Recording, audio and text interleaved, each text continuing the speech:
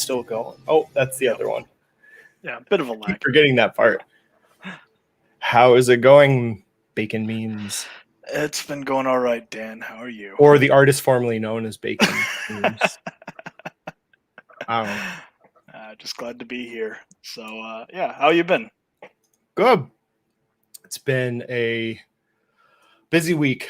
Fall audit season started, so I had to finish the guides and then 4 straight days training my people how to do it.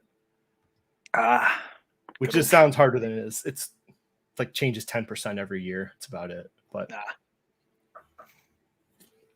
so how's school been? Oh, school's been all right. Right now, just summer, so doing my part-time job stuff and enjoying life, doing what I can here and there. Yeah, I'm ready for things to kick back up, but still got more time for summer. Great. Yep. Yeah. I got inflatable kayaks, so I'm gonna give them a try this weekend. Oh, I didn't want to buy a trailer. I might at some point get real kayaks, but I got these inflatable ones from a company called Sea Eagle. They look pretty nice. So I'm gonna go test them on Saturday. Hopefully, these damn thunderstorms coming through. It's been nuts. Like yesterday, it was like 3 straight storms. I lost power like 4 times. Ah, jeez. So it's been nuts. I have friends that got their houses flooded. So I mean, this is like, yeah.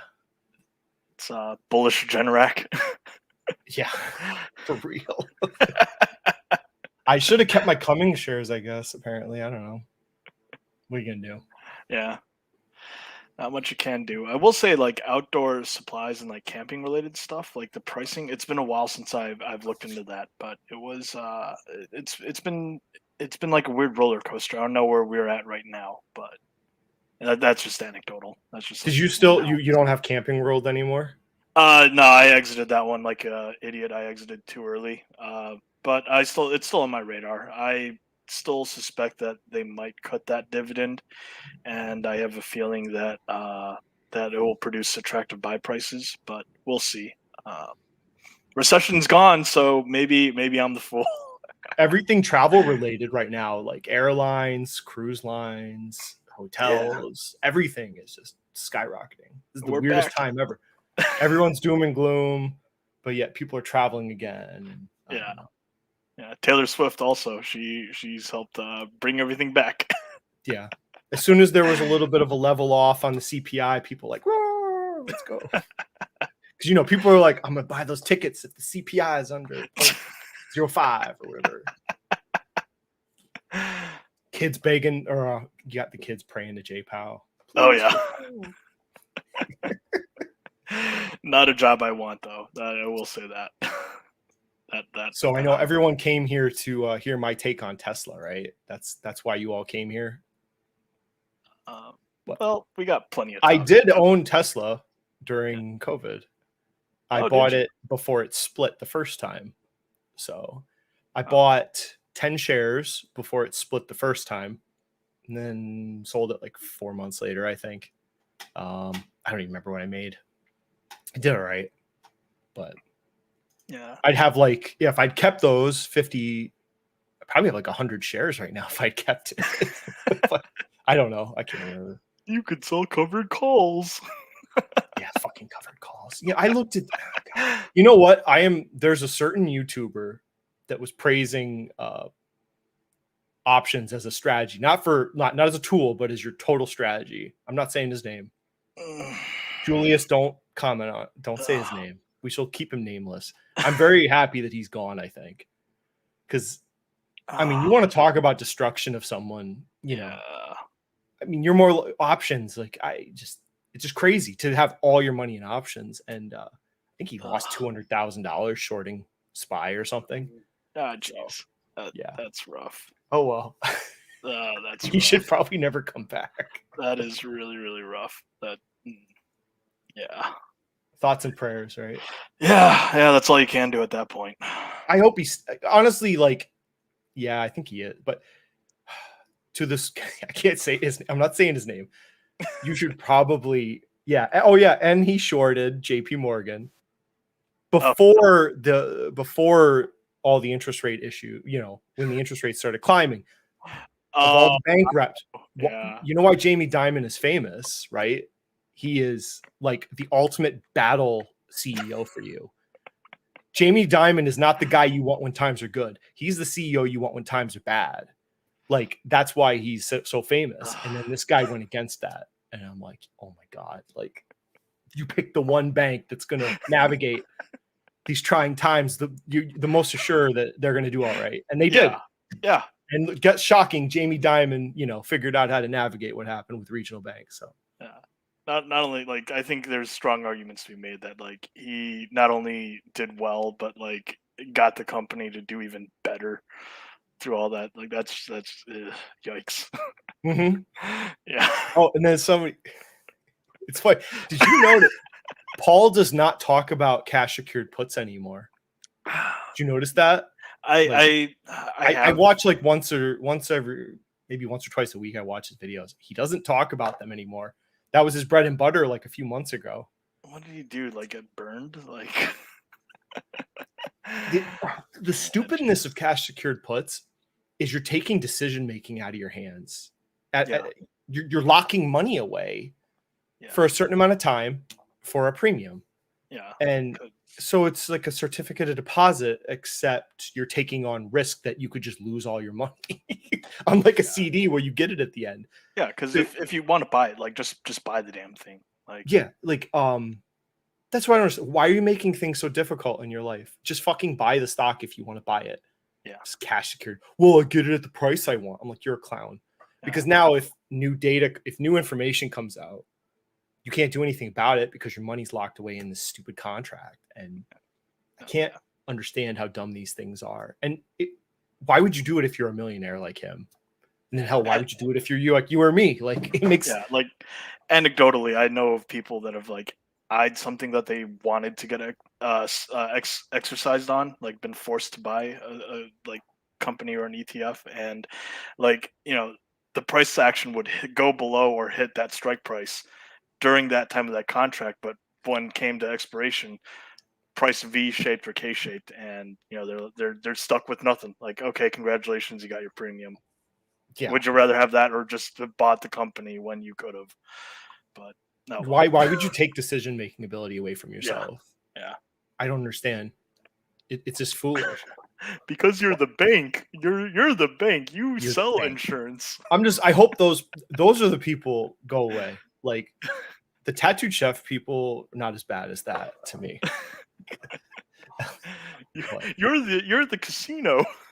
Oh, fucking people. So anyways, for Tesla, because I'm an expert at Tesla. Did you know that? so much an expert. So I look at this.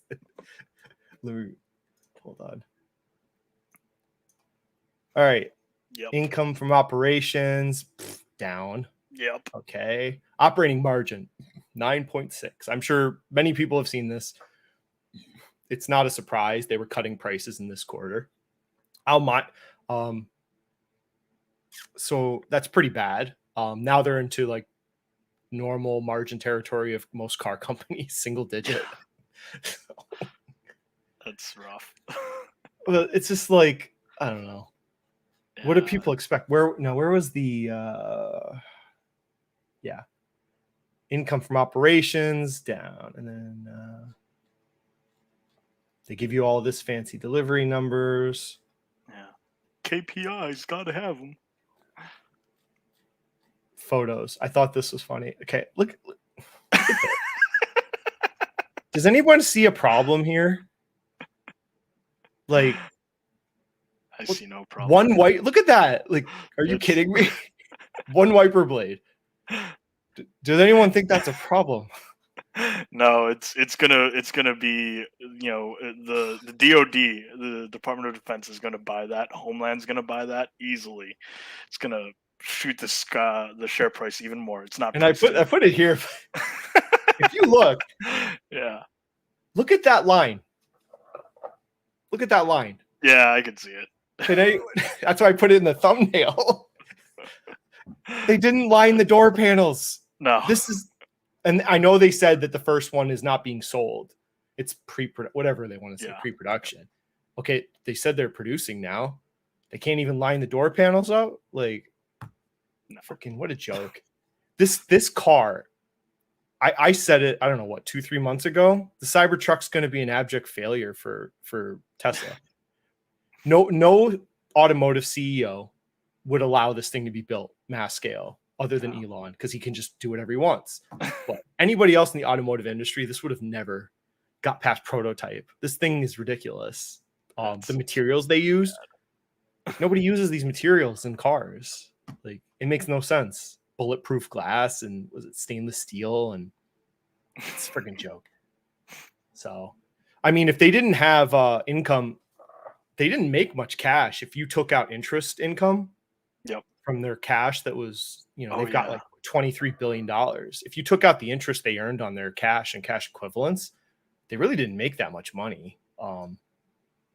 Not that impressive. So, but of course, so I forgot who the lady's name was, but there was like a Bloomberg YouTube or like Bloomberg Technologies YouTube where they had like some fund manager, and she's like, "Oh yeah, this is like bullish for Tesla," like, and of course she's like shilling her EV ETF.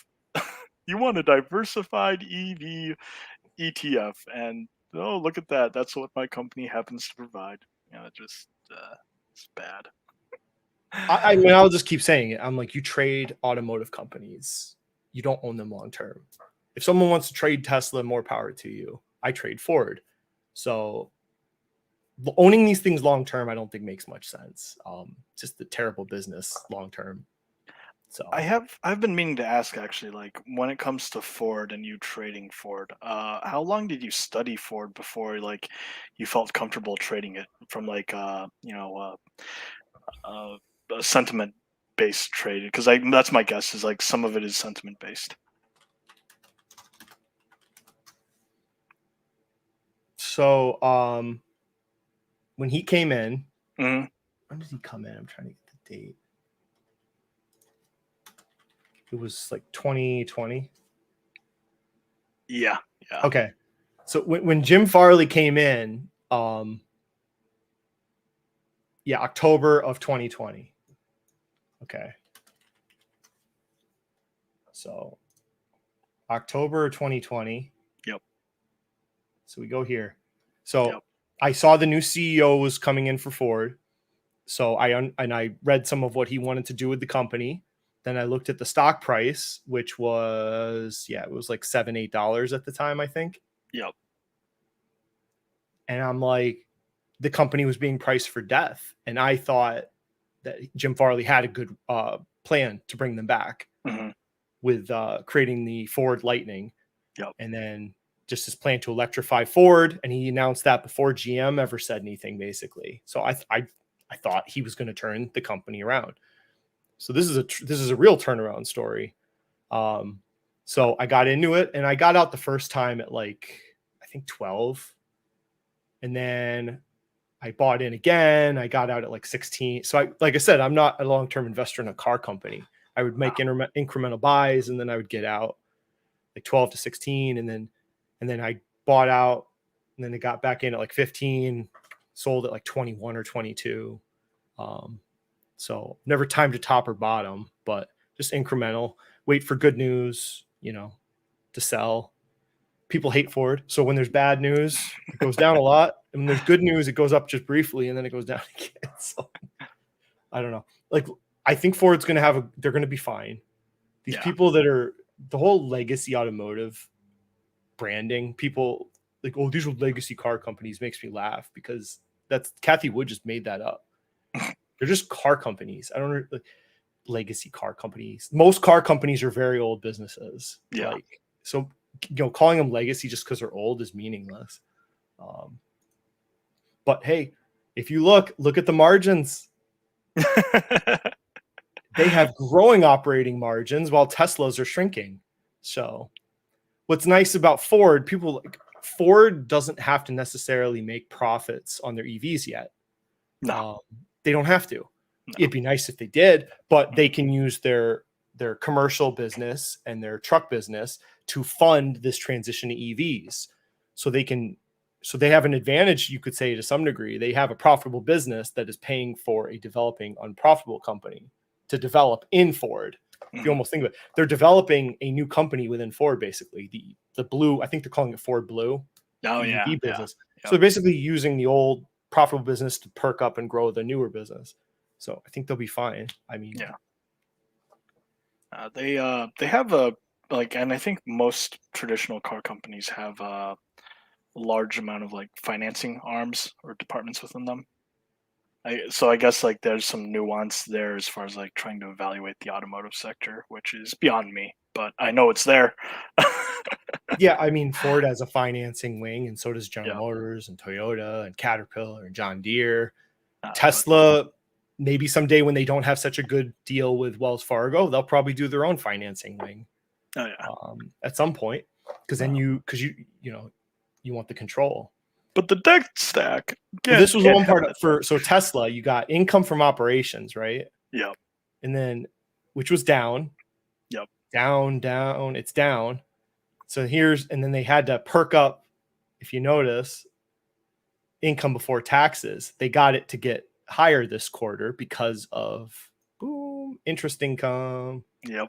So if they didn't have this, so I wonder if you played around with the cash they had just to perk the interest up, so they could at least show income before taxes was increasing this year, even though operations income wasn't. So I don't like that sort of, I don't know. I don't like that. Strikes as financial engineering. Yep, it does. Because why did interest income all of a sudden get so much higher? Did he take on additional risks with the cash so he could perk this up because he knew otherwise you were going to have, income before taxes down? So, yeah, I don't know. I noticed things like that as an accountant, but it's something's going on. We'll see how Elon goes going forward. Let's see. Kingdom is you. Yep. Good old Kingdom. Oh my God. I could spend a whole hour talking about the Tesla Semi. No. Fucking Tesla Semi. What a waste of money. That's another, just like if you had a normal automotive CEO, they wouldn't have done that. It's a waste of money. That semi-automotive program, you can't scale that. I could get into the reasons why some other time, but the power usage of those batteries in those semis, you have to have these megawatt chargers that are you're not going to build those across America. Yeah. We don't have the infrastructure for that type of electrical output. A megawatt charger. Yep. Like, just the thought of that. Hey. Salutations, Dex. All right. So moving beyond that, I know nobody cares about who cares what I think about Tesla. So Netflix, holy God, look at that, man. That's a hit. I think Fabio will be just fine. I think so too. But that is a hit. He's done very well. Yeah, okay. He has. But do you notice, look at this. So here's today. Guy, editors pick buy. And then right next to it, unattractive valuation, sell. There you go. But hey, there's a sell under it. So there, 2 out of 3 sells. So it's like a buy sell Big Mac right there. The only thing, at this point, what do people on Wall Street really care about the number of subscribers at this point? We've already been through this with Netflix, where they focus solely on the sub games, and as soon as that tapered off, it went that giant crash from $900. I don't know. If I look at this, I am looking at cash, right? I don't care how many subscribers anymore. I guess as long as it's still positive, I guess that's pointing to that they're still growing. Yeah. Disney Plus, like I showed last week, Disney Plus is shrinking, actually 2 straight quarters of subs down. Mm-hmm. But do you think it matters for Netflix now at this point? Sadly, I think it kind of does, only because they've tweaked their business model. But the caveat is I haven't done enough digging to know how many people are on that advertising level. So like if it's like 90 or like 80% ish like of paying subscribers, like then it probably doesn't matter anywhere near as much. But if it's like a bigger chunk of people that are ad based, then like you really want your those eyeballs on your platform like constantly. But, oh geez, what the hell? Well, I mean, if people 10x. pump the stock, maybe it will. Yeah, I don't it's know. possible, but is it what? Uh, But I yeah, love yeah, the people. I love the people with the growth, the valuations of Tesla that make it like $10 trillion market cap. When what's the current value of the U.S. market? Like 30 trillion. yeah, So you're gonna make it a third of the current. Like that yes, math doesn't make sense. Like they can't sell enough cars to make that valuation work. Robo taxis 0. yeah, You're gonna value something that provides no income. Like cool. But the only thing so for Netflix, you could see average revenue per membership. yep, So ARPM, if you want to yeah, acronym it. So you can see every region it's down. I think yeah. that was the thing I saw that would, like, for me, I skimmed it today. So I'm Mm, like, I'm assuming this is probably part of the reason they missed revenue too yeah, also. But you can see every area. Um, you know, average revenue per membership is down, down, down everywhere. So I don't know if people are watching. I mean, if you're an investor in Netflix, I'm sure you know, which more than me, that not every area is the same value. So a yes, streamer from Arizona is worth more to you than somebody in, I don't know, New Zealand or India. So the maybe, area is yeah, very probably. specific. So if they're growing in other areas than North America, then you're going to get more members but less revenue. Yeah, I don't know. Oh, look, Fabio's yeah. Fabio, you're here, so you can enlighten us virtual. on. I know you're crying. Virtual Yeah, hug. I think you'll. yeah. He's wiping his tears with his $100 bills. I don't value the customers from Montana.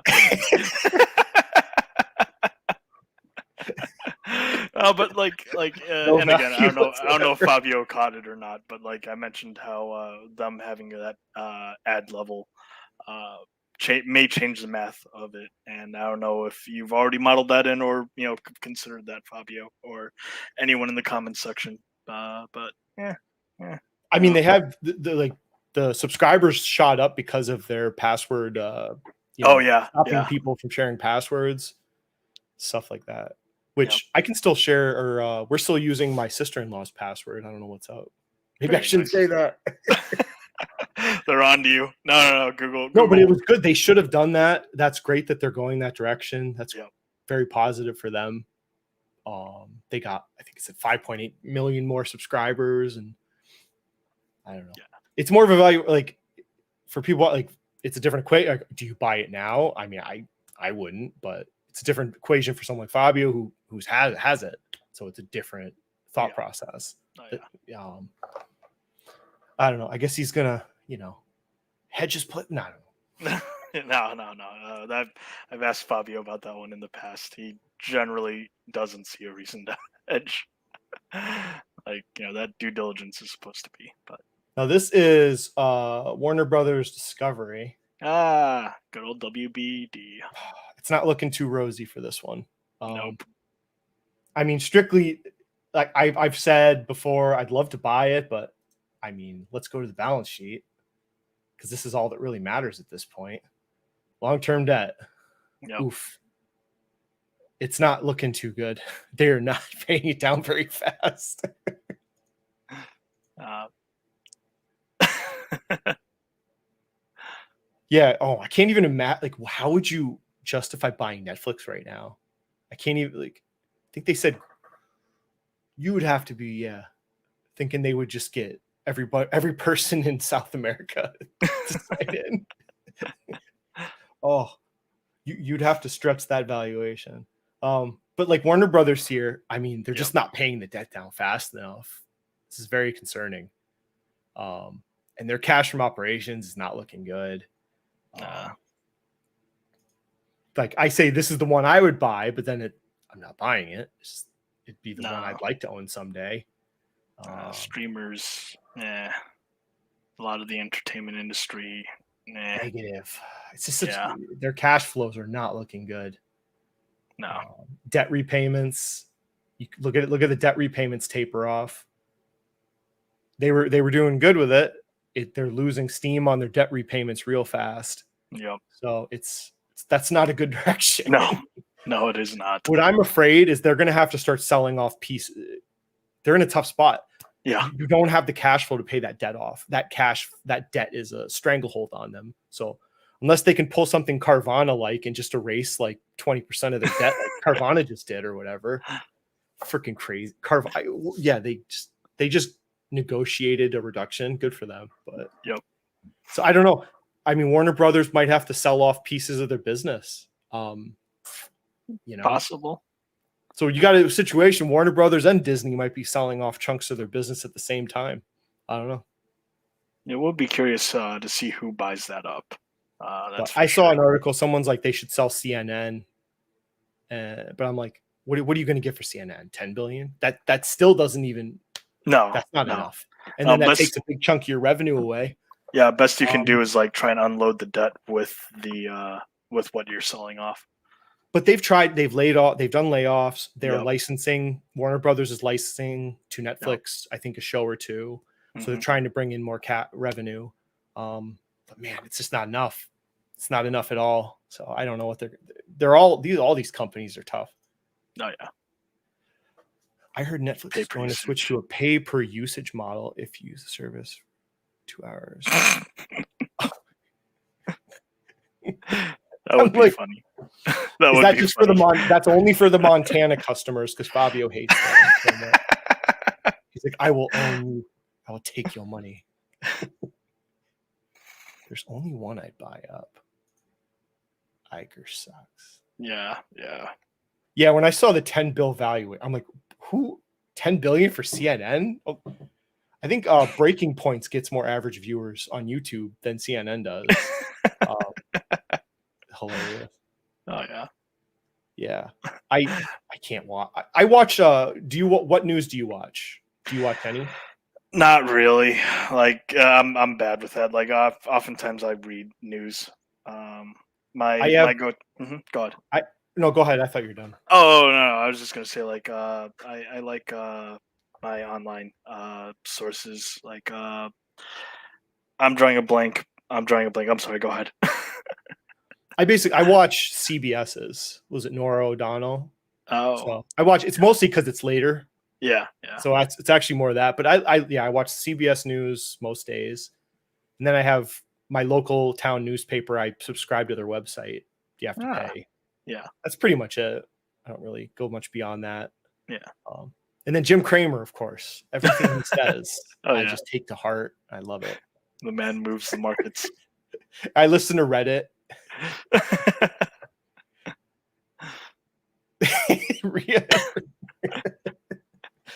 It's all right. They're going to go to Russia and be like, we will come back, but you must declare peace. Netflix will give us world peace. And the stock will 10x before Elon's Tesla. Fabius is so funny. I love the comments. Yeah, why do you hate Republican Montana, Fabio? Your colors, your true colors are coming out. Yeah. Oh no! You said it. No. That's such a bad. We lost them, ladies and gentlemen. Yeah. Well, I should say I watch Breaking Points too. I don't know. Do you watch them on YouTube? No. I don't watch some of their clips. They get a little weird for me. Yeah. But I don't listen to it all the time. Yeah. Exclusively. Oh no. Good old JC.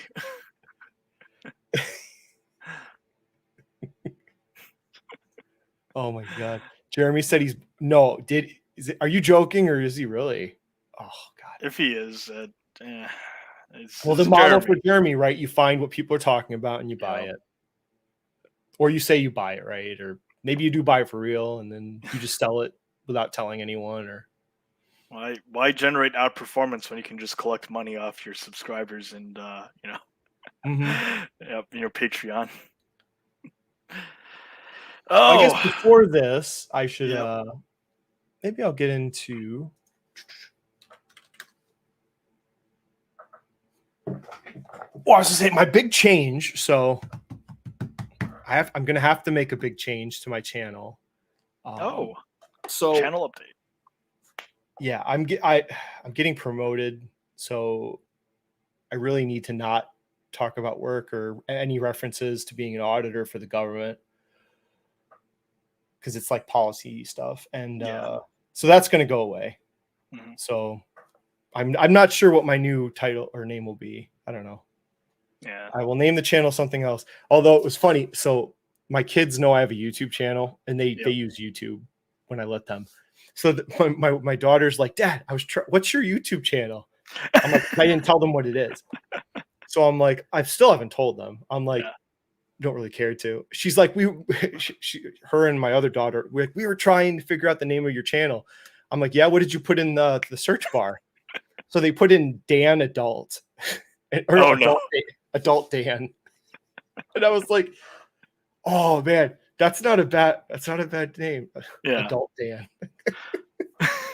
I haven't told them yet. I'm kind of curious. Maybe they're gonna search something that might be my new channel name. So I'm gonna have to like change thumbnails from the past, probably. Yeah. Oof. That might It's not not. be. I won't take down any videos. I'm just gonna change thumbnails, Yeah. change the name of the thing. It's not that drastic. No, that I don't think you have, and I don't foresee you going in a direction where like it would put any harm. But I can see policy being policy. Not an auditor, Dan. Yeah. Totally not an auditor, Dan. I kind of don't hate though, Dan the adult. That's kind of funny. I don't know. That's the best I got so far. Or I'll just use Dan Weston. So I don't know. I'm not doing Dibidan for God's sake. Nothing dividend related. Okay, this brings to the next topic I'm gonna talk about. So yeah, I'm not gonna be like a dividend. Originally, I thought I was gonna do like a dividend growth informational web channel. All my content would be like dividend growth, how to do it. So I don't know. I'm like at a point I don't have time to really do the content I want to do in that regard. So I think I like some of these videos, like the Peter Lynch one took me like 2 weeks worth of prep to do. And then the book reviews of the ones coming up would have been even more. And it would take me probably the next 2 years to put out all the content I want on the subject. So I'm basically just going to do abridged videos on how to get started for people. And then I'm just going to file it away. Yeah. So I'm going to focus more. I want to do live streams like this still, because these are fun. And then more investing in general topics. Oh, that's fun. Yeah. Because I'm going to put like, I don't really have much more dividend growth investments. It's kind of the only new one that was added was like Cigna and Carrier. So I don't really want to add any more. I'm kind of done with it. So I think I'm going to fill out my ETFs, and I want to focus more on speculating actually. So I said to you, I know I can't, I did really good in speculating so far this year. So it's kind of fun. And just talking about regular stocks while I'm in the background filling out I'm buying a dividend ETF. I don't really know what else to say. I'm not probably adding any new companies to my dividend growth portfolio anytime soon. So I'm not really interested in adding. If I added another, I'd probably want to remove something because I think I'm at a good number right now. I'm at like 16, 20-ish. Yeah. Which is just fine with me. So, Oh God, sense. What is going on? Yeah, you come up with update on channel and everybody goes nuts. Okay. Someone asked me if I'm stronger and stronger. I used to be a power lifter. So my final score was like a 1,250 pound powerlifting competition. So if people know, that's deadlift, squat, bench press. So my goal was just to get over 1,200 pounds total. So I did. So I don't know. I am the strongest. Maybe, I don't know. I don't do that shit anymore though. Take off. Oh no. I'm not doing like bantering with Dan, probably. No shirt party. Oh God. No. A new stock every day. Yeah, I'm the wrong person to have on the Wait, shirtless as stream. soon as I mention stocks, the viewers go up. The damn algorithm. It's like I was just about to reveal all my stock hit my best tips. Dan as Dividan. We need Fabio's side nickname. God. So anyway, I'm more Dividan. I spent more time speculating on random stuff this year than that, but oh god. No shirt. Close.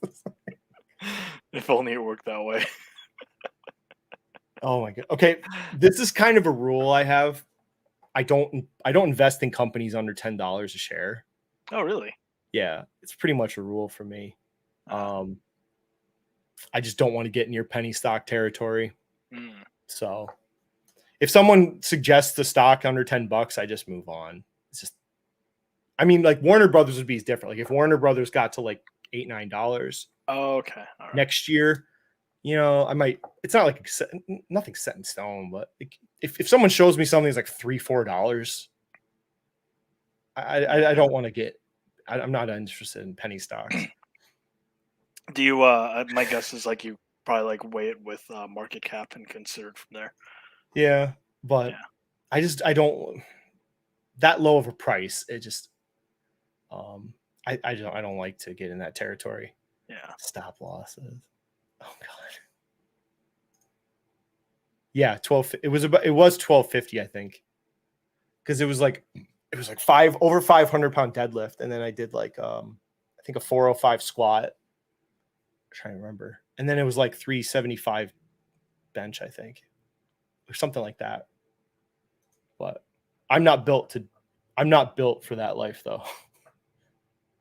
And here I thought mixing powerlifting and fitness was a weird combo of hobbies. Well, okay, powerlifting is not healthy. I will tell you that. There's nothing. If you did, I focused on. It took like 4 years, I think, because to do it right, to slowly work on your form, get coaches. You have to record yourself. I read like 5 books on lifting. The muscle memory I have, I can pick it up, but like for deadlifting, I don't know if people care, but for deadlifting, like you have to work for like a year, unless you're some genetic freak, on just getting into the position to deadlift. Yeah. Like those flexibilities in your ankle, like it takes a lot of work. Just like literally just your ankles are so inflexible for deadlifting. Like you have to like sit in certain positions just to increase the flexion of your ankles. And then your hips and your knees, and it's all has to work together. And then you have to develop your own deadlifting form because everyone's got different levers, like your hips to your thigh bone to your arms. It's all different levers. You have to adapt your own technique. So you can't just copy somebody. So, and then you might blow your back out or tear a bicep. So there's nothing healthy about powerlifting. That's why I came to about it. I'm here for you, chat. I knew I was going to get hurt at some point. So I got out when I was, while the going was good. Yeah, I'm here for you, Chad. If anybody out there is deadlifting baby weights, up top. Well, I did. So I hired. I have an online coach now. I just hired a new one like a month ago. So he sends me nutrition and training. I'm sure Fabio has the same thing. So he does all my training and nutrition, like macro tracking. So I just have to do what he tells me. And then I send him videos and we do update calls. So far, not bad, actually. I've lost 10 pounds since we started. Great work. It's not been easy though, but I bet. How long have you been going at it? Yeah, Fabio, if you don't have one of those people, man, it's helpful. It takes like I'm finding it really useful, actually. He's giving me training advice I never had before, like different exercises, and I can feel the difference though. Better workouts, I think. Home Depot. I'm not paying attention to that. Oh, he's saying Home Depot was a penny stock at some point. Yeah. It got really, really hit for a while there. That's an interesting question there. First of all, if $100 stock did a 20-to-1 split, the fact that they did that in the first place is kind of concerning. That would be kind of weird. Not the share price, the fact that they did a 20-for-1 split. Everything invested. Okay. That's pretty good. I look forward to the video where you talk about bonds and actually do it right. Oh my God, that's hilarious. That's a contender. Everything That is a invested. contender. That is a contender. I want Paul to sue me so I can just get in a room with him. It'd be worth it. I just want to get in a room with that. I'm gonna be nice. So that terrible man. Oh yeah. Strong man lost his shirt speculating on Bob. Sounds like Fabio's predicting the future. What did Strong Man buy Baba at? I have no recollection of when he bought it. Was it like 150 or something? I thought it was like lower 100s, but I'm not 100% sure though. I don't think he wasn't buying it at like the 300. I know he wasn't. No, I don't think so. No, I don't think it was. I don't think it's that bad. Oh. Well, if he bought it so maybe he bought it at like 120, 140. That sounds like the range that I thought, but I'm yeah, not it's sure. not the worst thing in the world. Nah. I know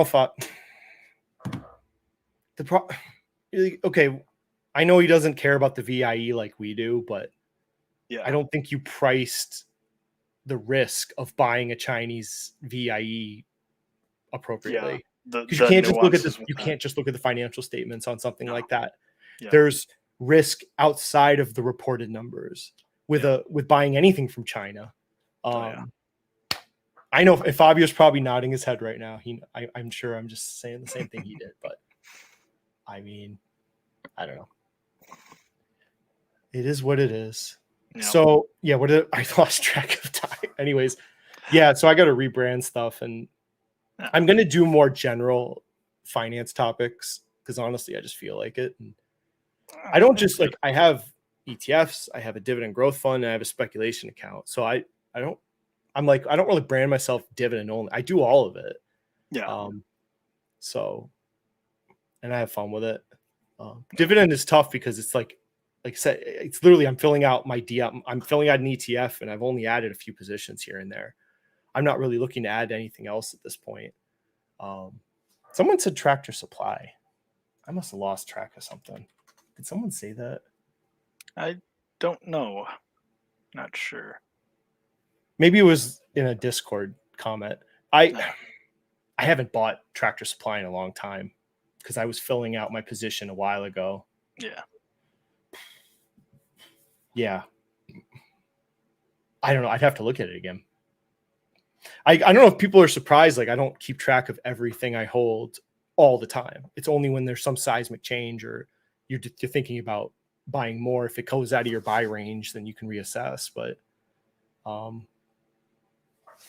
and I agree, like with the statement that like, is it really that healthy to look at your portfolio every waking moment, like every single time? I mean, if someone's paying you to be that type of manager, then maybe because it's your job. But earnings estimate, all right. That's still in line with yeah. Still in line. I mean, looks fine. I mean, the reason you buy I don't know. This is a company you buy for 20 years. I think. I don't think. To some degree, short-term metrics I don't think matter for something like this. Just the growth story's there for them. Yeah. So will they execute it? We'll see.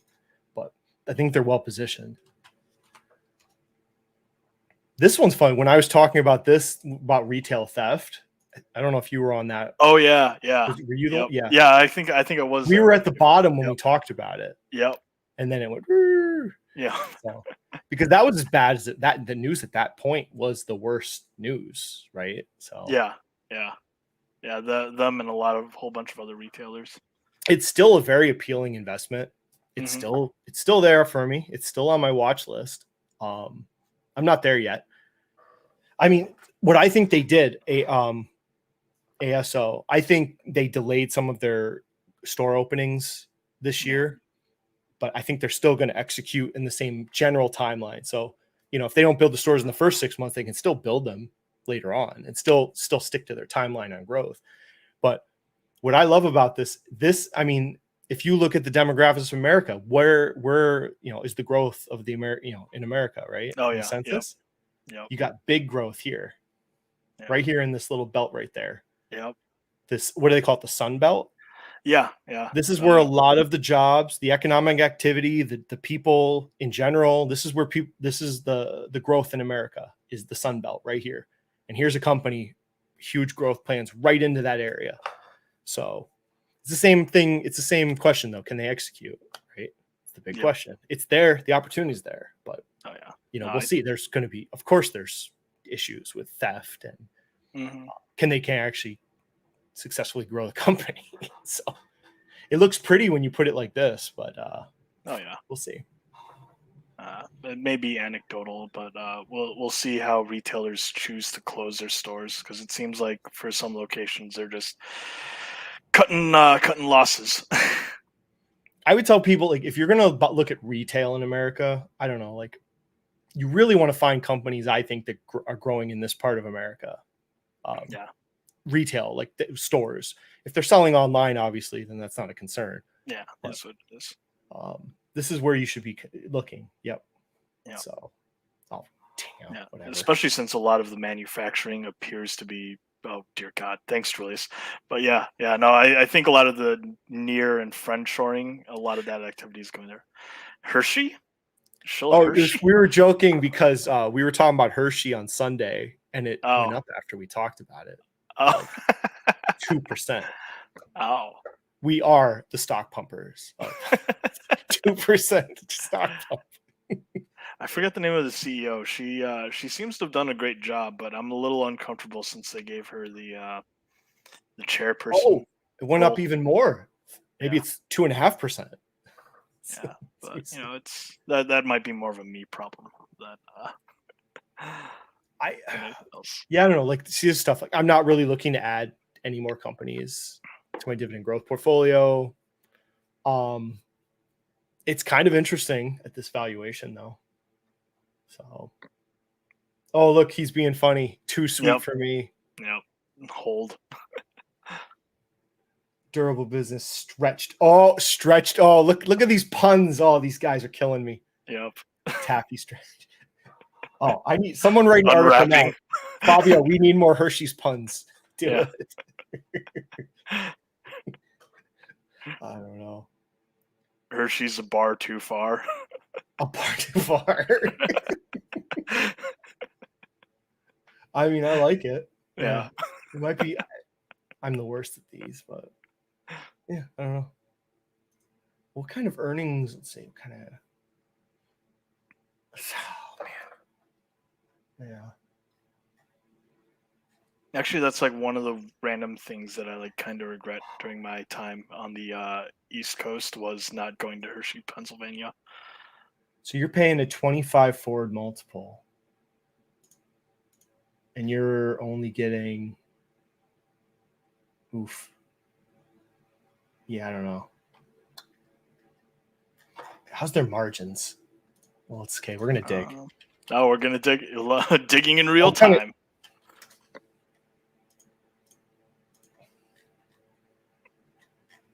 All right, so quarterly. Okay. All right. Okay, operating. Okay, prop. Oh. So you can see. I'm on the wrong line. Yeah. They're getting back to business. Yep. So let's see. Cost of revenue. Yep. I mean, you can't. Yeah, not surprising. It was pretty stable until 2020. I mean, it wasn't really going up. It's kind of sideways, and then. Yeah. But like, it appears that their revenue has roughly matched to produce those types of margins, like every step of the way. Like, you can see they're making an attempt to lower. Okay. Yeah. Do they have goodwill? I can't even remember the last time they bought something. Oh, geez, when would the last time? Nah, they haven't bought anything in a long time. Yeah. Look at that. Like, if they bought anything, it would have to be like on the margins. Long-term debt, 3.3. Wow, they do not carry a lot of cash on their books. Yeah, that was one of the things that I thought to myself was I kind would of have really thought they'd have like a bill. I don't know. That's not that much cash. no. I mean, that's pretty typical, I guess. But Yeah. is that really? Oh, I guess they always okay. Yeah. Man, I would hold more cash if I was them. That is something that I would agree with, just because I'm more on the paranoid side. But All right, shareholder, how many shares? Okay, they don't really. yeah, Very slow and consistent. It's good for them. Okay, not going up. A little tick up. yeah, See, this is why this is people like, oh, so it's like really, really low growth. You saw it's like single digit growth, right? Yep. It's like, why would you value this a 28 or whatever PE? But it's like just steady, consistent operating cash flow. It's a premium earner or this is just a retainer. Premium growing stable company. Yeah. You know, they just has it for a reason. Yeah, there's a reason. Like, and this is part of why value investors, like, if you know, beyond the numbers, like you can't just oh wow, their growth rate's 4%, they shouldn't be valued at a 28 P. It's like, okay, well, what kind of business are they? Like, what's their track record? What's the future stability of their cash flows? Like, this is chocolate. Unless Christmas gets canceled, we're in good shape here. But. Yeah, like let's keep it real. Like, what existential threats does Hershey's really face? Like, truly, they don't issue a lot of debt. Yeah, I don't know. What's their cashier? Okay. If I was thinking of adding something, I don't know. Oof, that's great. Yeah, that ROIC. I mean, I don't even have to look at Goodwill. I could tell right now they don't acquire businesses. You can just tell. Yeah, that's beautiful. There's another reason. That's another premium business. Look at that, just slow and steady growth in their ROIC. On that ROIC, like for tells me it's a business that knows what they do, and they know how to invest their capital to grow their business, and they're not throwing darts at a wall. Yeah. So. Oh yeah, like above 20% ROIC consistently. That's payout ratio pretty big. That's a good sign. Yep. Yeah. I'm not looking to add anything, so not right now. I'd probably buy more Carrier or KLAC or something. I'd rather, honestly.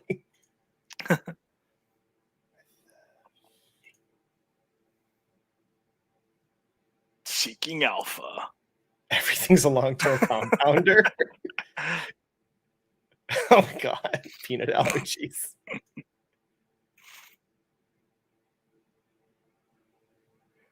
Yeah, I saw that their store plans are still intact, so they kind of delayed it. Yeah. I mean, it's not, just because we didn't buy it at 48, it's still, I mean, what's it, a P of 8, I think it was. So it's like, I mean, I'm not in a rush for ASO. It would be a speculation for me, honestly. So I would just wait till interest rates, keep watching. Maybe it's something at the end of the year.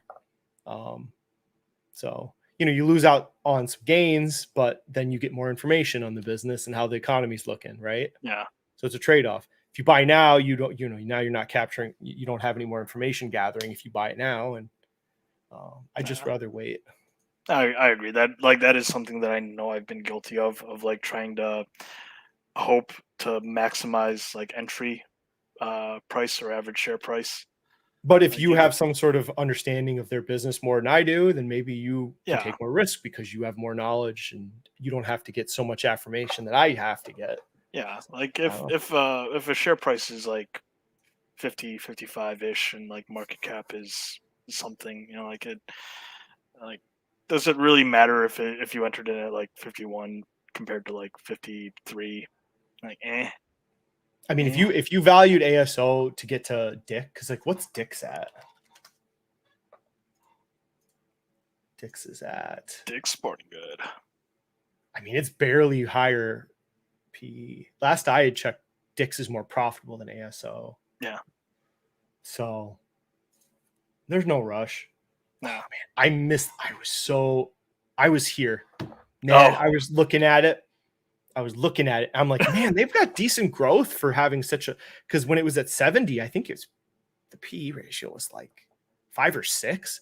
So I'm like, Jeez. man, it's so low for something that has decent growth plans. They had a new CEO come in, and I just never pulled the trigger on it. And see, there you go. Like, Yeah, it happens. they've done good though. I mean, Oh yeah.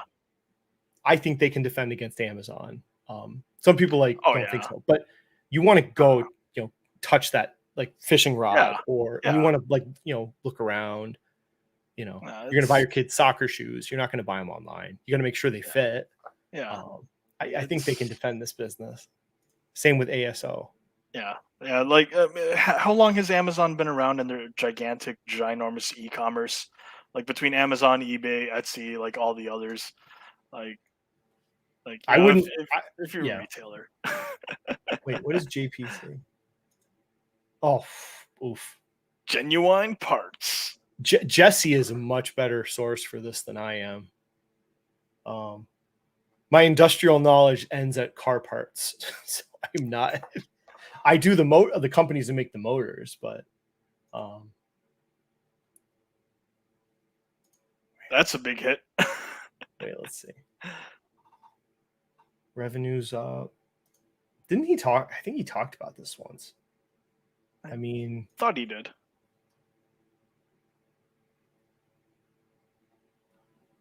They're not really buying shares back.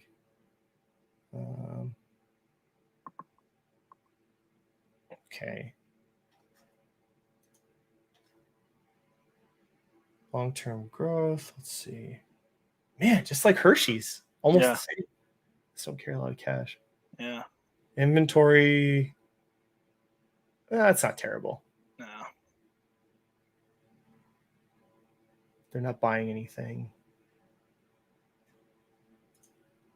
Do people really want me to look at the presentation for this or something?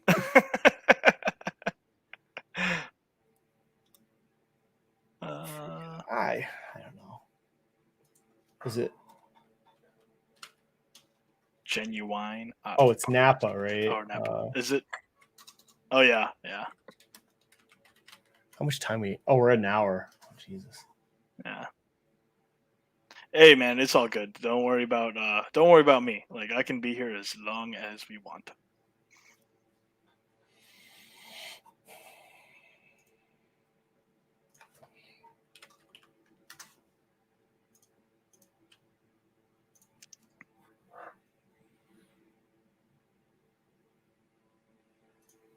How are their peers doing?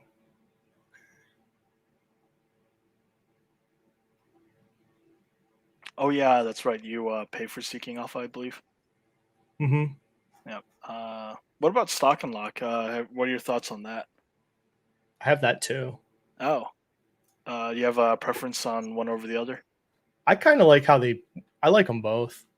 Alrighty. I have the old price on Stock Unlock, so I don't want to get rid of it. I only pay I think I pay $70 a year for Stock Unlock. Very nice. Yeah, so I like it.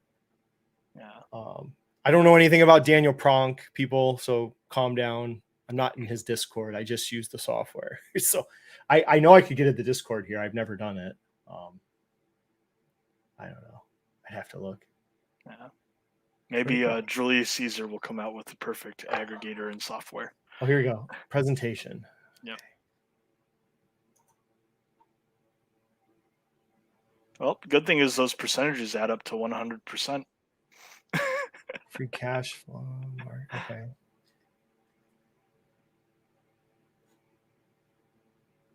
That's Napa know-how. That's cute.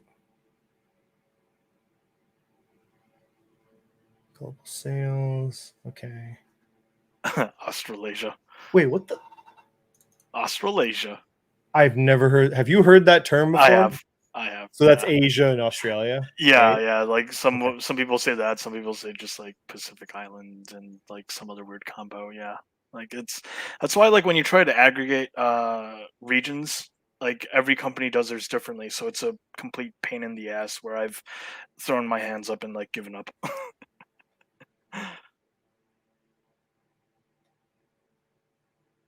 So they're big on buying shares back. Okay. Yep. At least that's the plan. Wow. So Oh, they already bought some year to Big date. chunk Never of mind. their cash. Holy Yeah. shit. Over half their cash is share buyback dividend. Yeah. So you're hoping that continues.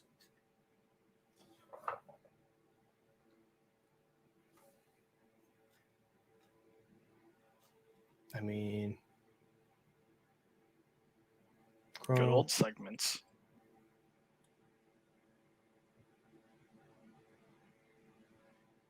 Okay. I'd have to look at this more. I've never really been into the automotive part company. I don't know why. I just never like. Some of them have done really well. You know what? Like I think it's because I had Home Depot. Yeah. I don't know. I think that was why. I probably That just makes sense. I had Home Depot. I didn't really feel like another retailer. You know what? Like, is a weird segment or like thing that like generally speaking comes with like a lot of traditional stuff, but I've always been confused by like anything pet and pet related.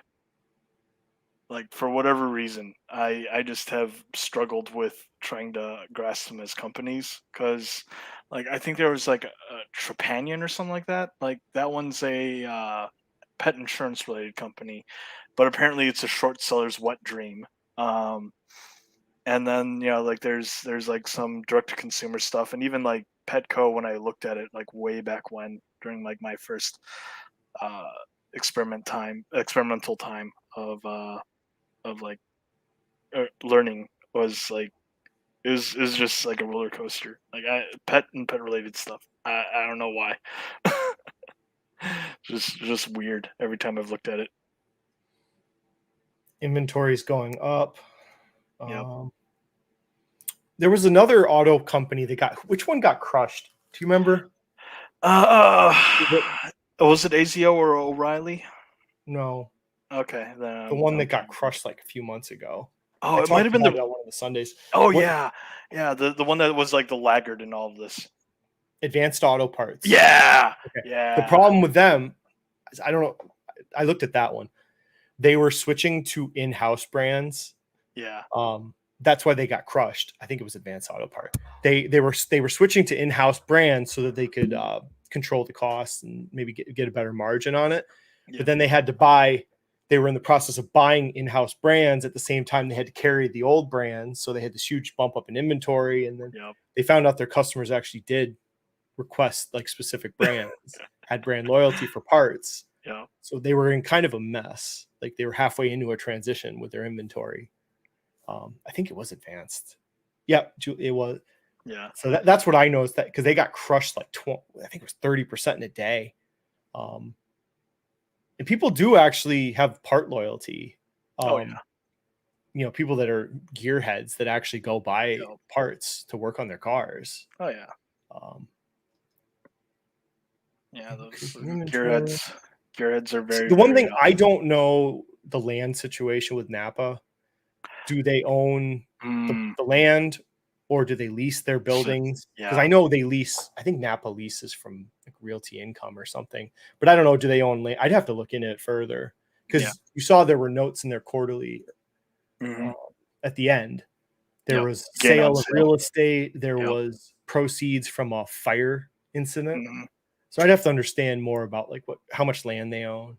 Do they own how much like of their stores do they actually own the buildings and stuff? Otherwise, you're just looking at inventory and their growth projections, and then how much shares they're going to buy back. Because to me, these companies, right, I would think you'd want like dividends, share buyback would be the number one thing. Because how many more parts stores are they going to grow with? It's funny you mentioned fire because last time I recall fire being significant for a publicly traded company was Curate. Yeah, that's that was a company that I've been glad I've sidestepped. But I don't know. Well, then again, I don't know what it's been lately, so I could eat my words. Something to think about. Yeah, I mean these are great businesses. I don't know enough about the differences between them right now. Yeah. I could ask Jesse about talking about them. Julius Caesar made fun of one of the things I said. Yes. I've made Julius a lot of money following me on my trades.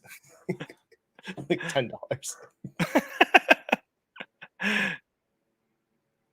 Yeah, it makes a dent in the lunch. 60% of their biz is automotive parts. 80% of that is do it for me industry.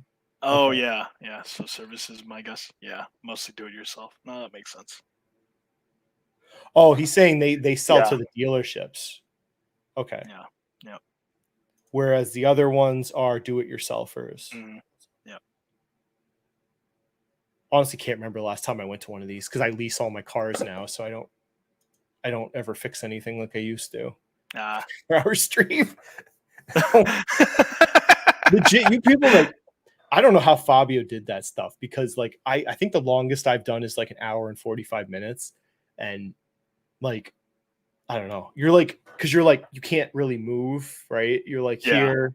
I have to stay in front of the microphone. You can't like, walk around or anything. No. Like, I don't know how he did that for like, I think he did 8 or 9 hours once. Dude's a machine. I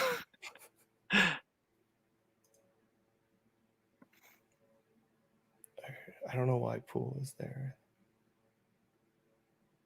Yeah, that's another weird thing with different softwares is whenever you try and like look at peers or competitors, like sometimes it just doesn't line up cleanly at all. I don't have anything bad to say about parts. It's just not.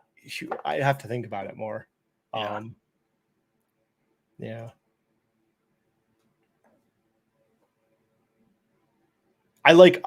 In general, I like businesses that are more commercial,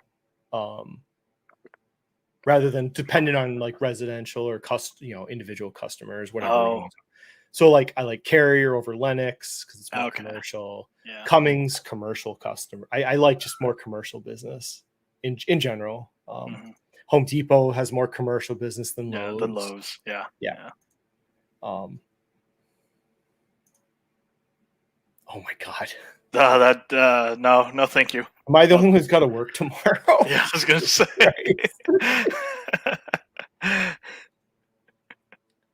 Investor presentation. Wait, let's see. Okay, this is when they're selling it to you. All right. Yep. I love the investor presentation. They do the annual one because this is like they're selling you why you should buy their stock, right? Yep. Buy this pen. What is that from Wolf of Wall Street? Oh yeah. Yep. But I know Jesse's. They have commercial businesses more than the other ones, I think. So, okay. So they're telling you they're a steady grower. Yep. Kegger. Yep. With transformation. So they're trying to tell you that they're a new company. Yes. A softer company. With AI. Yeah. Oh, wait, where's AI? AI better be in here somewhere. I want to see innovation. 9,000 stores, man. Repair centers. Okay. Mostly US. I know their growth numbers in Europe I saw were pretty good. It's one of the reasons I like Packer and Agco. They have pretty good growth in Europe. Europe's trying to decarbonize at a faster rate than America, so they're pushing the manufacturers to build more efficient engines that are less polluting. So I figured the big players will be able to adapt to that, and they're going to probably push out the smaller companies in Europe that just won't be able to keep up with the development pace. So Packer's done. I do own Packer, so it was in the dividend growth portfolio we did with Ryan Williams. So I'm just saying. Yep. I know my industrials. I love this company, but right back to this one. I get sidetracked very easily. So there's nothing wrong with that. Interesting. Yep. So I see they're more of a industrial and automotive. Industrial, okay.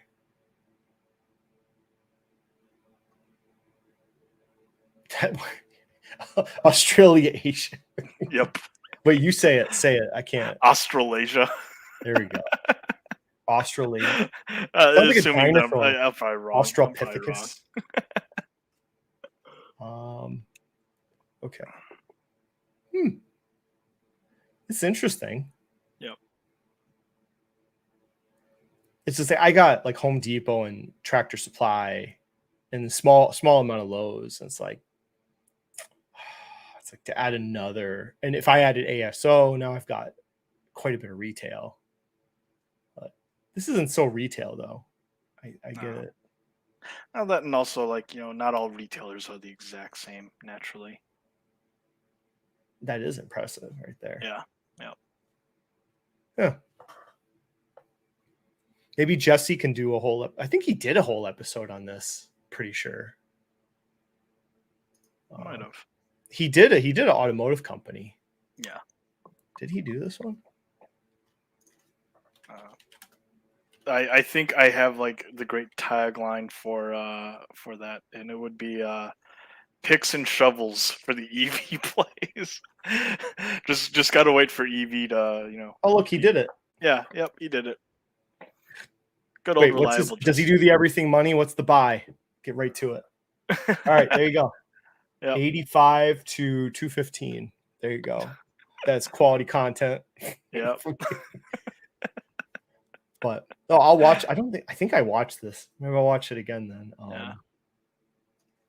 Because he's got a good take. He's got a better handle on these companies than I do. Oh, yeah. I know from talking to him. He's pretty darn good at what he does for sure. Wow, 13 people are still listening to me. Babble. Okay, now we should get on track with Oh yeah, yep. To T.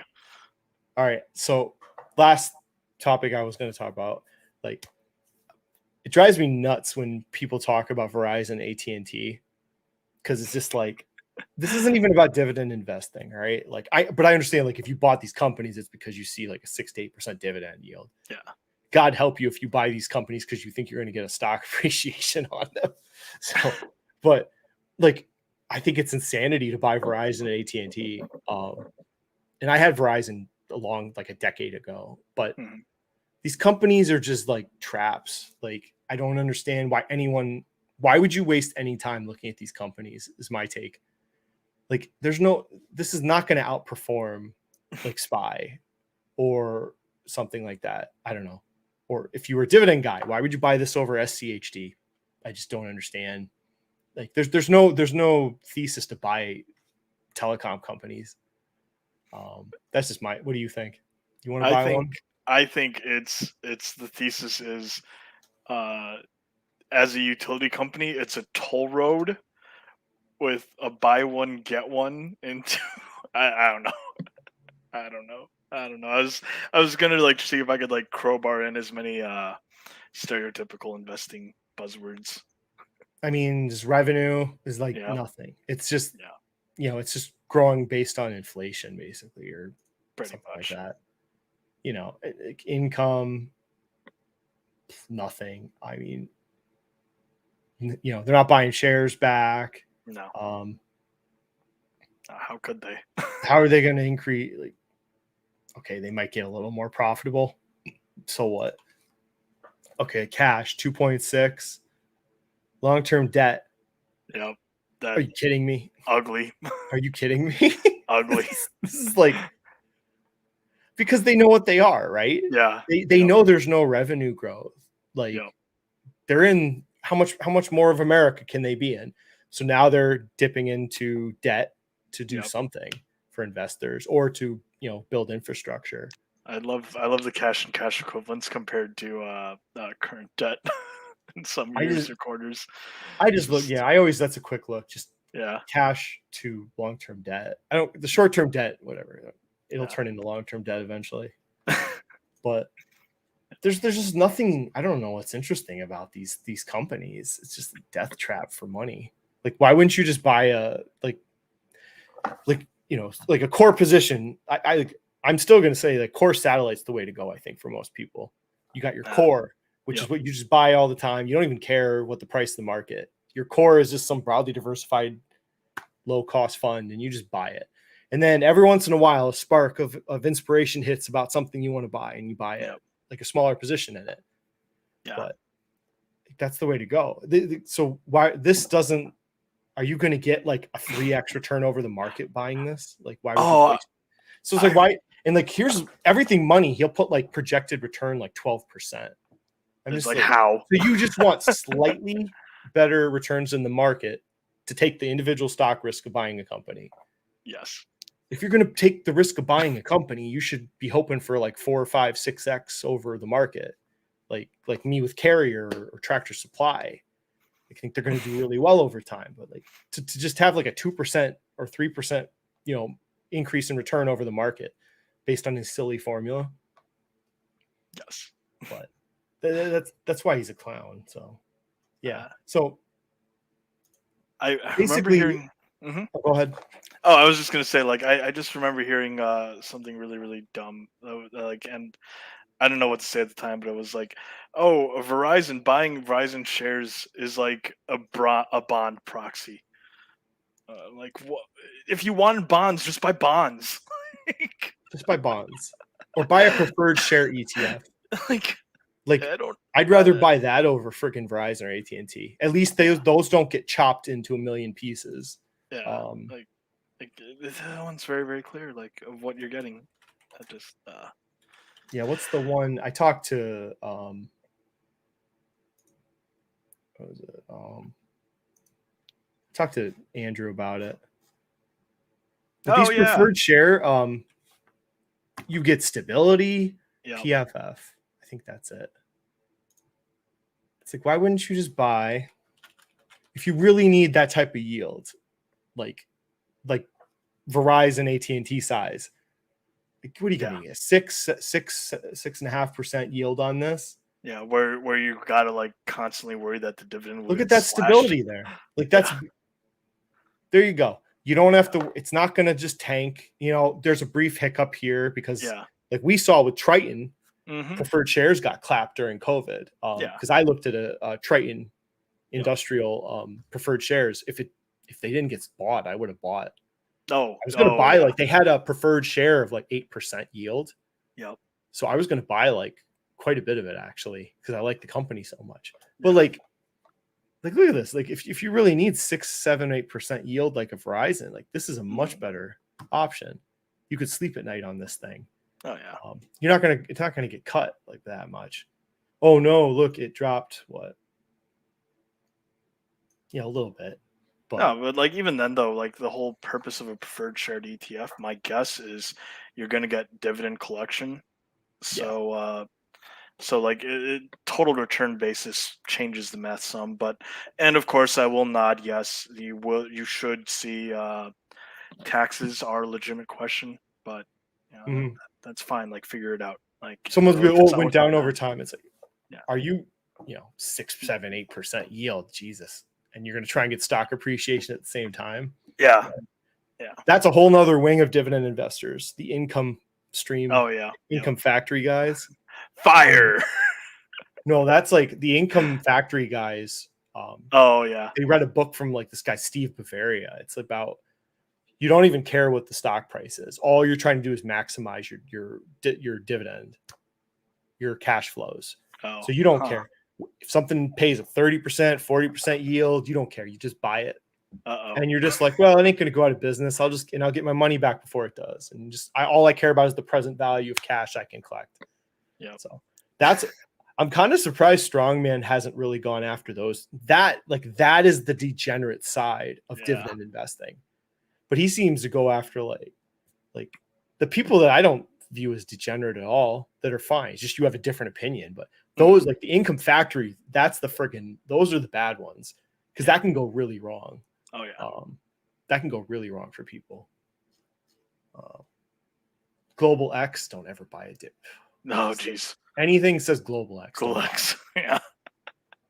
So, anyways, run to the hills. But yeah, 5G. That's why you go into T and Verizon. So this talks about like we're in the 5G era. So people, well, why won't the financials look like garbage for AT&T and Verizon. So beyond that, let's talk like 5G. So they've had to switch to 5G, and you can read articles online about the failures and the huge promises of 5G that it just hasn't delivered. It was supposed to have these huge increases in data speed, and then just hasn't happened. And then the use cases for this high speed data that didn't happen haven't really panned out either. So it's just like they're having these huge costs to go to 5G because it's a much lower range of bandwidth 5G. So they've had to build, I think it said the 5G towers only go like 200 meters, whereas 4G went like 1,000 meters or something like a kilometer. So they're building this huge infrastructure for 5G that 4G isn't compatible with it. So they're not getting adoption by the public, but they're having to make huge capital expenditures to implement 5G.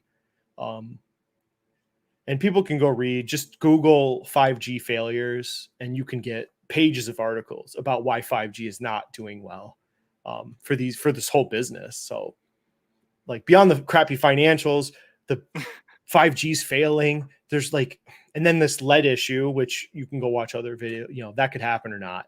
But like beyond just the core business of what these companies do, it's just trash. I don't know why you buy these. So like I said, like 4th and 5th gen 5 or G are not compatible. So there's this whole new infrastructure that has to be built on top of the other one and replace it. So, and then guess what? 6G is starting to be implemented. So they're having all these problems. 5G that's like just rolling out now. They're just getting their feet wet adopting 5G. They're already freaking developing 6G. It's already starting to be worked on. So as soon as they get to the point where 5G actually might make them some money, they're going to have to now go to 6G, Verizon and AT&T, more capital expenditures, and probably all new infrastructure. So they don't even get to fully monetize the technology they develop. And they have no say in this, basically. They just have to keep plugging along, carry more debt. And I don't know what I can tell people. Is this, these are terrible businesses.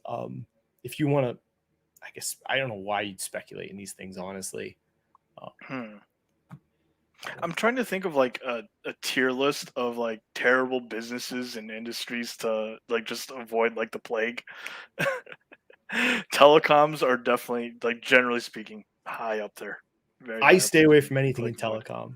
I don't care what it is, radio tower, the cell tower REITs, these companies, I don't give a shit. All of them, stay away from them. Same as utilities. And then the problems with telecom are the same as utilities, basically. Same issues. They have to update technology, even if they don't want to, by government regulation. So they lose decision making. They have to keep, sometimes they just have to make updates based on political pressure or something like that. They don't get to charge what they want to charge for electricity. So similar problems to telecom. And where are they going to grow? I mean, the grid's already built. I mean, what are you going to just take over, aggressively hostile takeover of another power company? So good luck getting that regulatory approval. So for anyone out there, just go Google 5G failure or something like that. If you want to go look at, don't even work, not even about Verizon or AT&T, just 5G in general. You can just see what the problems are with this type of business. I don't know. Move on. Just go look at Napa, GPC, maybe. I don't know. I would buy that over this any day. There's other articles you can read. There's plenty of articles about this. You don't have to get so much into the technology, but just like the data rates of what 5G was supposed to be, and the use cases for what 5G was supposed to be have not panned out, pretty much, from what I can understand. And they did it because it was supposed to be a system that would allow was Internet of Things. So 5G was designed so that you could have your vacuum connected, your phone, everything in your house could be smart, right? That's why they did 5G. But the use case has not really worked out yet. So it's all good. So we got to look forward to what the analysts say with 6G. Well, that's what's going to happen. As soon as they get done with 5G and it actually makes profit, they're going to have to roll out 6G, and it might be a totally new infrastructure again. Probably will be. asshole. Oh Oh, God, jeez, no. why? Oh, I why? mean, did they, maybe if you, like I said, you could speculate, like maybe you could have said it got oversold on that lead news. Oh, Because what has why? it done? Okay. Yeah, like, Yeah, but but still, okay. still, It dropped to 132, and now it's up to. Is that like I made 15% on Alta in like a month? You ain't making 15% on this, I don't think, in a month. I, So I I recall the broad strokes with Verizon, like the nuances between Verizon and AT&T. Why I think there's Verizon seems a little bit better run from a distance, but like we don't have to get into that. that just oof. That's a lot of there's money so for much Verizon. better speculation. And Yeah. the reason I have a separate speculation account is because I don't want to be pressured into actually doing anything I don't want with the money. Because Yeah. I know if it was sitting in my dividend account, I would probably make foolish decisions with it.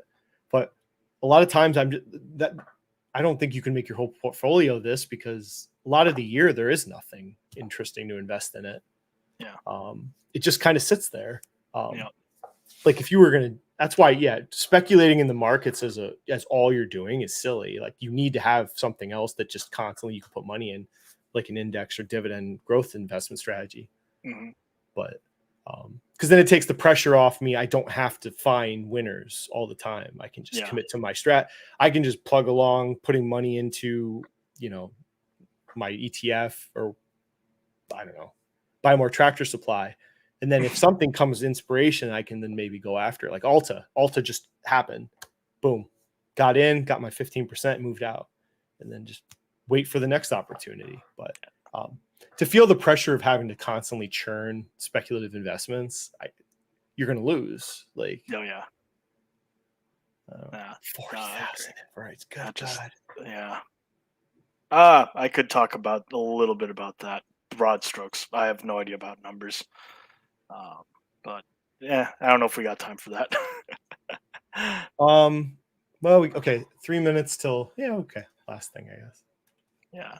What do you think? Because, I mean, broad strokes. Comcast, I could see why people are net bearish. Like for example, a lot of people hate Comcast for obvious reasons. But that being said, though, with their cable infrastructure, there is arguments that Comcast will be pushing, or has been and will continue to push, into wireless. And with that cable infrastructure, you can bring that to bear for wireless and be a better player than the other ones, the pre-existing ones, because again you have that infrastructure in place. Because I know that that in America there was uh, federal communication regulations of like citizens broadband or citizens wavelength radios that were like open for public use, like only specific public use. Over time, a lot of the like blocked off bandwidth, or the frequencies were found to be not as needed. So Comcast decides to go in there and say, hey, like as soon as you put that up for auction, we'll put a bid.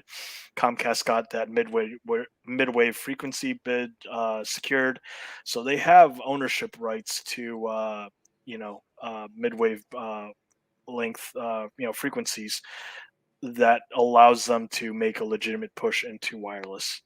So those two things, might make for Comcast to do something.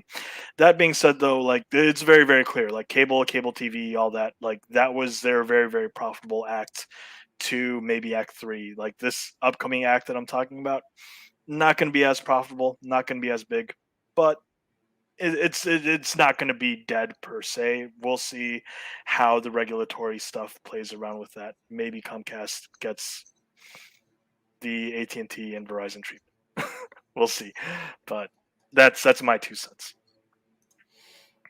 Broad strokes, very broad strokes. Man, it's such a big company. It is. It is. It is. I entered as an experiment and I exited way too soon as an experiment. But maybe there's something there, maybe not. I don't know. Yeah. Man, I always try and stay away from big conglomerate companies. Yeah, I have a weird thing with like conglomerate companies because if someone like put a gun to my face and said, "No mutual funds, no ETFs, you have to pick like companies." Part of me thinks maybe a conglomerate is an okay proxy for an ETF, but then I think to myself, no, a lot of them trade at a discount for reasons, obvious reasons. So, like, Oof, man. yeah, yeah, Oof, I don't like that. no, Man, I don't know. yeah. Like I said, like, and I do want to reiterate, like, probably not a clear line from point A to point B. These entertainment companies are tough. Yeah, They're very tough. yeah, I mean, for on the plus of Comcast, if they can monetize Mario, yep. because they have the Mario, they have Mhm. the rights to the movie, I think, right? I think so. I want to say so.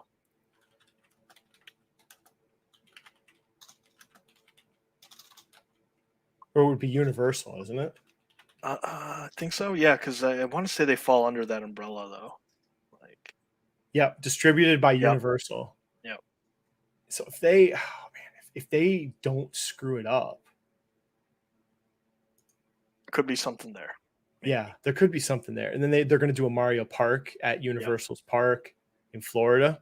yep, I mean, this could be a big win for them if they do it right. yep. They don't screw it up like Phase 4 of Marvel, but anyway. But yeah, you know more about their cable internet business than I do. Oh no! For me, I just like went really really broad strokes. That's what I do. I like to think I'm a generalist, but even though being a true generalist requires far more work than I've put in. Oh, here's an insight tool. So You could it's add something to compare it to. But anyways, yeah. thanks for looking. Providing zero insight. Oh no, the curate preferred. Oh no, I think that's I mean, true. straight up, yeah, straight up. If you had to buy an individual company and you had to get that kind of 6, 7, 8% yield, like for I'd be like buy Altria or British Tobacco or something. I don't know. It's way more appealing of a business. Like they sell cigarettes and they don't have to upgrade their cigarette. It's a cigarette. Like, Yeah. um, Yeah, even well. nicotine pouches, I think like the R&D has already been expensed. Man. You got these giving me these huge companies. Oh yeah. Well, covered my topic, so I guess was there audience Q&A? no, I think that's it. Ah, wonderful. Another successful live stream.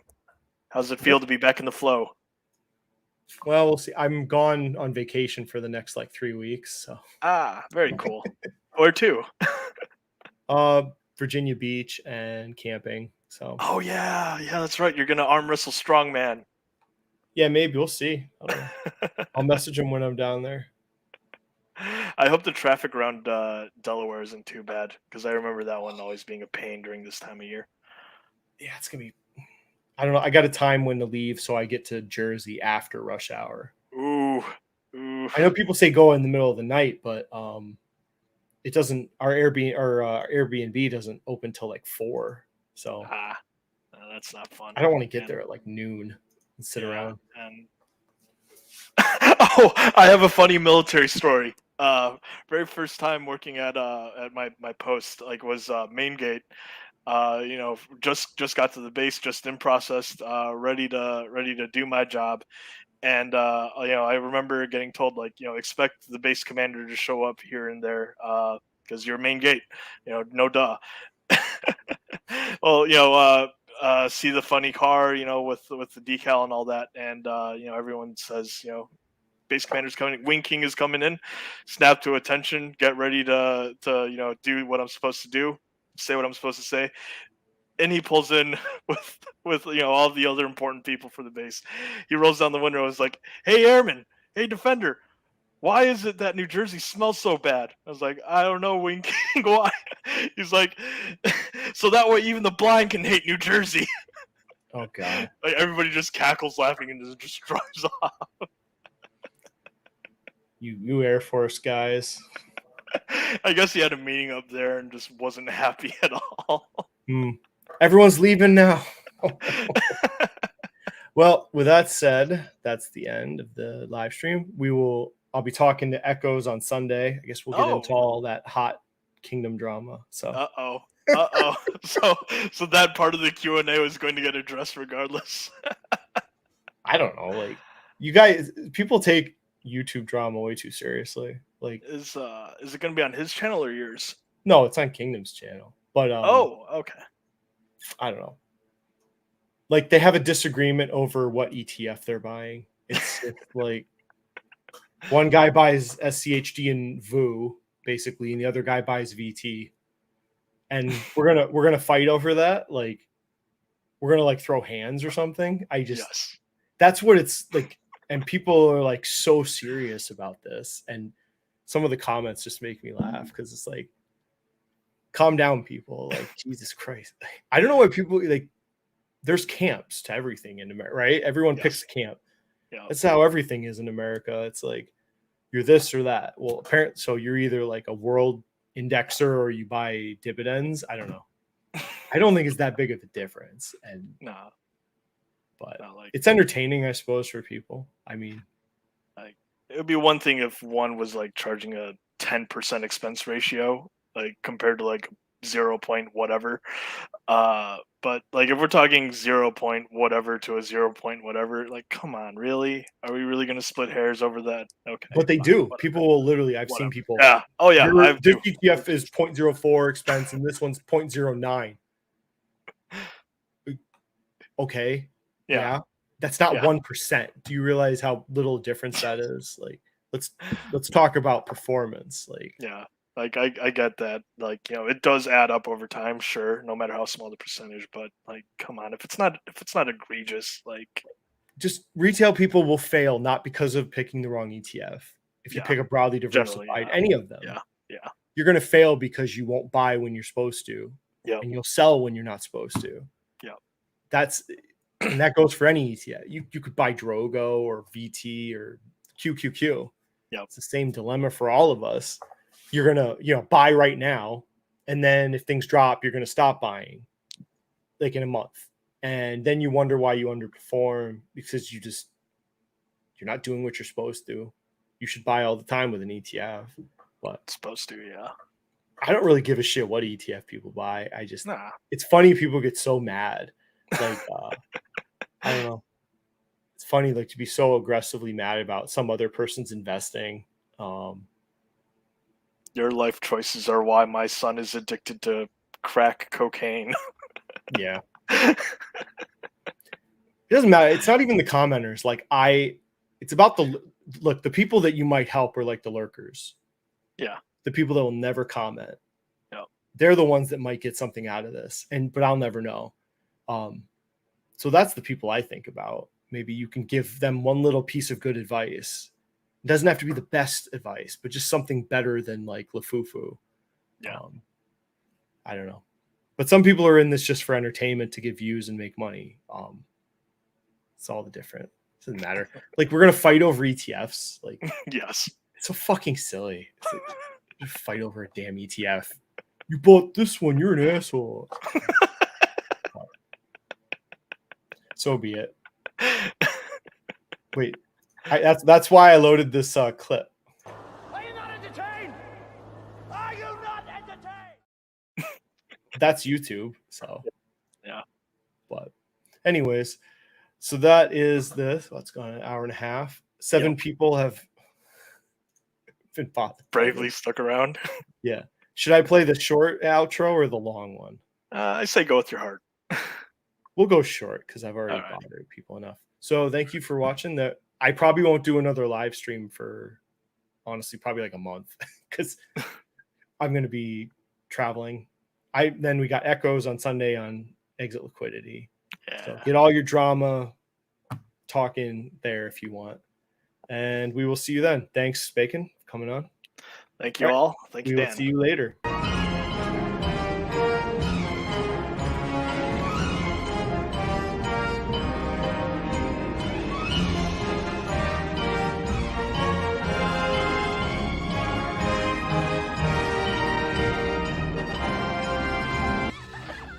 Thank you for your cooperation. Good night.